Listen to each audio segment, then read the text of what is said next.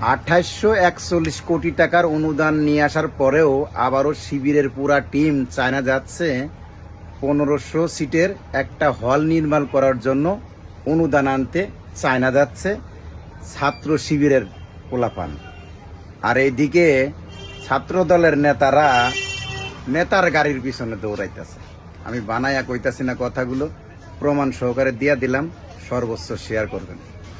ডাকসুতে দায়িত্ব নেওয়ার পর আমরা গত 7.5 মাস ধরে আমরা কাজ করছি। আমরা প্রতিদিন এই বিশ্ববিদ্যালয় প্রশাসনকে আমরা এটার কাজ শুরু করার জন্য দৃষ্টি আকর্ষণ করছি। হল যদি আমরা তোমাদেরকে ফার্স্ট ইয়ার থেকে হলের সিট দিয়ে দিতে পারতাম সেটা খুবই ভালো হতো, কিন্তু হল নির্মাণ হওয়ার জন্য একটু সময় লাগবে।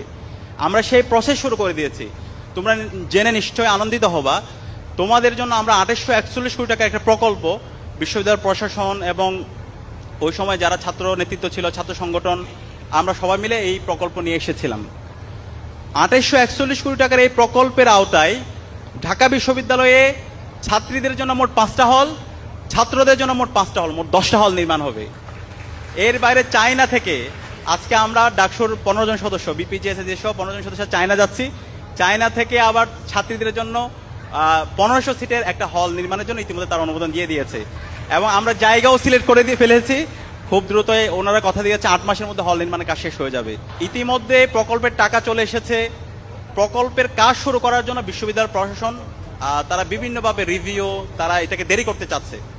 যেই সংকটটা সবার আগে দূর করা দরকার সেই সংকটটা তারা দূর না করে তারা যেটা হয় ওই যে বিভিন্ন ধরনের লাল ফিতার দূরত্বের মধ্যে তারা এটাকে ফেলে দিচ্ছে।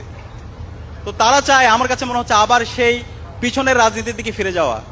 তারা এই আবাসন সংকটটাকে কৃত্রিমভাবে রেখে দিয়ে আবার আমার শিক্ষার্থী ভাই বোনদেরকে দাসের মতো করে পলিটিক্যাল প্রোগ্রামে নিয়ে গিয়ে তাদের এজেন্ডা বাস্তবায়ন করা।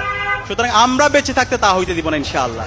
তোমরা যদি আমাদের সাথে থাকো ইনশাআল্লাহ আমরা এই মেয়াদের মধ্যে হল নির্মাণগুলোর কাজগুলোর শুরু করে দেব ইনশাআল্লাহ, তোমাদেরকে সাথে নিয়ে ইনশাআল্লাহ। এটাই ছাত্র শিবির, গল্প করে কম, কাজ করে বেশি।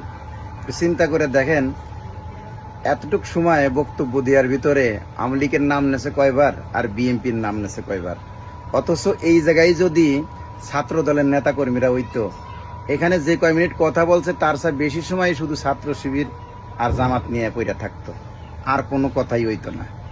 এই জন্যই মানুষ বলে এটাই ছাত্র শিবির, যারা কথা কয় কম, কাজ করে বেশি। চিন্তা করে দেখেন এই 7-8 মাসের ভিতর কি উন্নয়নটা করছে।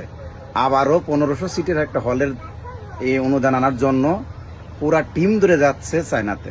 চিন্তা করে দেখেন, তারপরেও একদল নেতাকর্মীরা কয় ছাত্র শিবির নাকি ই করে ফেলাইতেছে, মানুষের নাকি দেখ পারিবার না ছাত্র শিবিরে। অথচ ছাত্র শিবিরের জয় জয়াকার পুরা ক্যাম্পাসে ছাত্র শিবিরের জয় জয়াকার।